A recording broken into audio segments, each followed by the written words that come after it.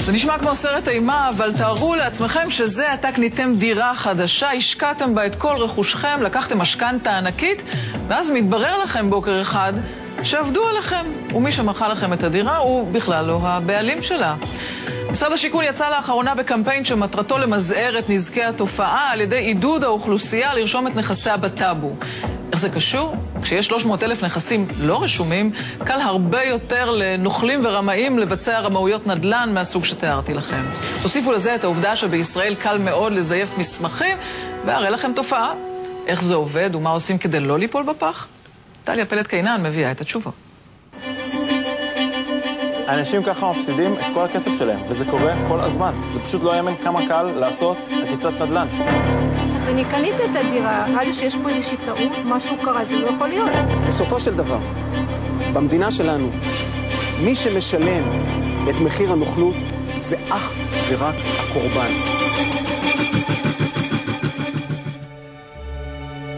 זה רגע של סיזה בחיים לקנות דירה. לעבור לקן הפרטי שלנו, שלמענו נהיה מוכנים לשים כמעט את כל מה שהרווחנו. אז תארו לכם את הרגע שבו בן אדם מבין שעבדו עליו, שהדירה לא שלו והכסף הלך.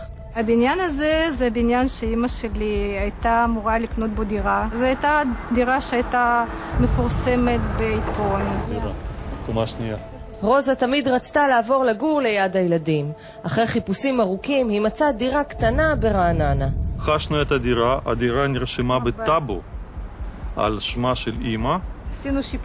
עשינו שיפוצים, השקענו, עשינו. יום אחד כשהיא בסלון של דירתה החדשה, עורכת דין דופקת בדלת ואומרת שבעל הבית שואל למה היא לא שילמה את השכירות. אני מדברת איתה, היא מסבירה לי, אמרתי אני לא יודעת, נראה לי שיש פה איזושהי טעות, משהו קרה, זה לא יכול להיות, אנחנו כבר דירה בטאבו רשומה על אמא שלי. אנחנו שילמנו את מלוא התמורה. מהר מאוד מתברר שהם קנו את הדירה מנוכל ומתחזה. לסיפור הזה יש שם מהסרטים, עוקץ נדל"ן. בסופו של דבר כמה שילמתם על הדירה הזאת? $205,000. אז מה, איפה הכסף עכשיו? מה עם הכסף? מישהו עשה עליו עסקת חייו. זה לא קורה רק לאנשים תמימים שקונים דירה אחת בחיים, גם הקבלנים המנוסים ביותר יכולים ליפול בפח. מה שאתם רואים פה היה מגרש ריק לחלוטין, שבמשך עשרות בשנים אף אחד לא פעל בו. יעקב בן שאול הוא קבלן ותיק וידוע בחיפה, והוא קורבן של אחד מסיפורי העוקץ הנדל"ני הגדולים שהיו כאן. הכל מתחיל כששטח במרכז הכרמל מוצע למחירה. יעקב מתחרה מול עוד קבלנים ולבסוף הוא הזוכה המאושר לעשות את העסקה. ברור שיזם נדל"ן כמולי לעולם לא עובד בלי עורכי דין שיבדקו את הבעלות על הקרקע. פה היה צו ירושה מאושר על ידי בית המשפט בחיפה, היו ייפויי כוח שאושרו כחוק, כל הבדיקות נעשו מעל ומעבר. יותר $500,000 משלם יעקב למוכר הקרקע. זאת עסקה לא רעה, עוד לפני שהבולדוזרים עלו לשטח הוא מצליח למכור את רוב הדירות. אבל אז בוקר אחד המשטרה דופקת בדלת. יום בהיר אחד יח"א פועל כמו שהוא פועל, קורא לנו לחקירות, עושה פשיטות בבתים. יעקב מבין די מהר שאת $500,000 ששילם, פשוט שילם לבן אדם הלא נכון. מה שמדהים הוא, זה כמה קל לעשות את זה.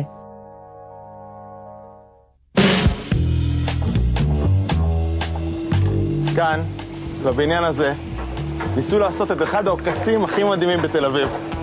$1.5 מיליון הם רצו על הבניין הזה, כאן ברחוב שנקין, כשהם מתחזים לבעלים האמיתיים. אז איך גיליתם שזה לא, הבעלים האמיתיים? הזיוף לא היה מספיק טוב. הזיוף של המסמכים? כן. מה זאת אומרת? זאת אומרת, הבדל בין האות ו' לאות ב' בשם המשפחה. מספרי דרכון, חסר ספרה, ואחד הדברים הכי מדהימים שאתה בא ואתה מסתכל, אתה משווה את המסמכים שמופיעים בעיריית תל אביב בארכיון, לבין מה שמופיע בלשכת רישום המקרקעין בטאבו. אתה רואה שהזייפנים לא עשו עבודה יותר מדי טובה.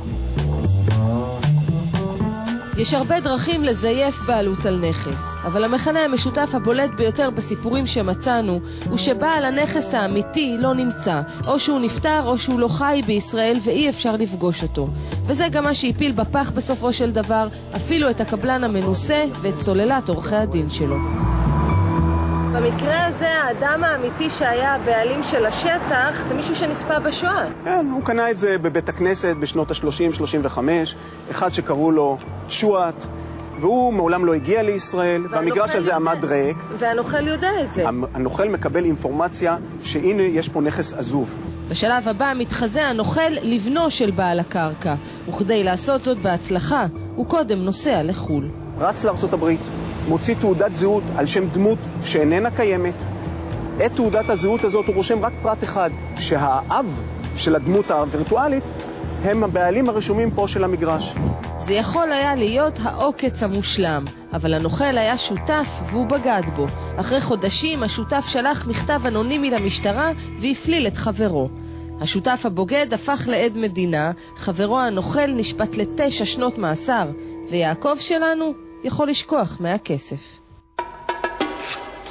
תן לי להבין, נוכל קם בבוקר, מוצא בניין בתל אביב של $1.5 מיליון ואומר, אוקיי, על זה אני עכשיו מרביץ את המכה? כן. מה שקורה, הוא צריך לבוא ולהסתכל בטאבו, בלשכת רישום המקרקעין, מי הבעלים. הוא מסתכל, רואה בעלים, במקרה הזה הבעלים היה לו דרכון זר, דרכון איטלקי. לא ראינו את בעל הדירה, באנו רק לפה והיה נוכח הדייר שגר בשכירות. העוקץ היה פשוט, זה ששכר פה את הדירה.